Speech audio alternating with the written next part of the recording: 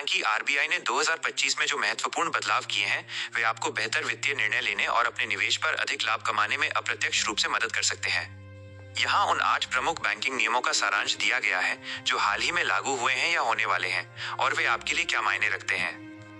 8 प्रमुख RBI banking नियम जो 2025 में बदले हैं। ये नियम मुख्य रूप से नॉमिनेशन और लोन दावा निपटान में पारदर्शिता लाते हैं। 1.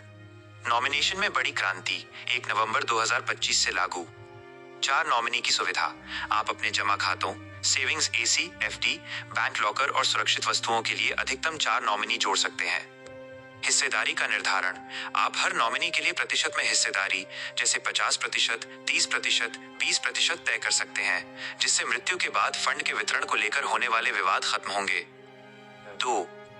लॉकर और सेफ कस्टडी के लिए क्रमिक नॉमिनेशन। बैंक लॉकर और सेफ कस्टडी के लिए क्रमिक सक्सेसिव नॉमिनेशन ही लागू होगा, यानी पहला नॉमिनी उपलब्ध न होने पर ही दूसरा नॉमिनी दावेदार बनेगा। 3. क्लेम सेटलमेंट की समय सीमा तेज निपटान। आरबीआई ने बैंकों के लिए आवश्यक दस्तावेज प्राप्त होने के बाद जमा डिपॉजिट से संबंधित दावों का निपटान 15 दिनों के भीतर करना अनिवार्य कर दिया है। इससे कानूनी प्रक्रियाओं में लगने वाला समय कम होगा। 4.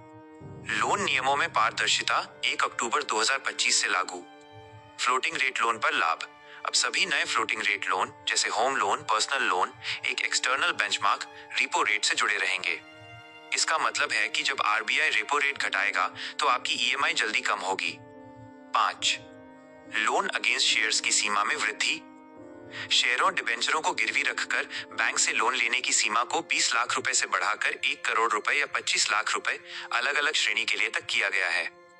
यह उन निवेशकों के लिए है जो अपनी संपत्ति बेचे बिना त्वरित नकदी चाहते हैं। 6.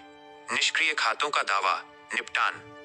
डीईए फंड पर ब्याज कमीशन। निष्क्रिय पड़े खातों 10 वर्ष से अधिक में जमा राशि को depositor education and awareness DEA fund में ट्रांसफर किया जाता है। आरबीआई ने अब इन फंड पर भी ग्राहकों के लिए लाभ कमीशन के कुछ नए नियम लाए हैं, जिससे दावेदारों को अपनी राशि वापस लेने में आसानी होगी। 7. यूपीआई 123 पे की लिमिट डबल 1 जनवरी 2025 से लागू। बिना इंटरनेट के फीचर फोन पर यूपीआई इस्तेमाल करने के लिए यूपीआई 123 पे की लेन देन सीमा 5,000 रुपए से बढ़ाकर 10,000 रुपए कर दी गई है।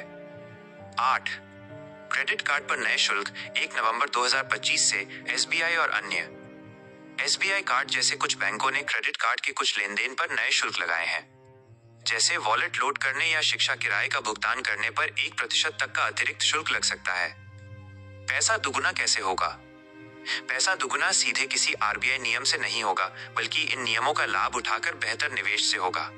1. कम ईएमआई ज्यादा बचत। नियम 4.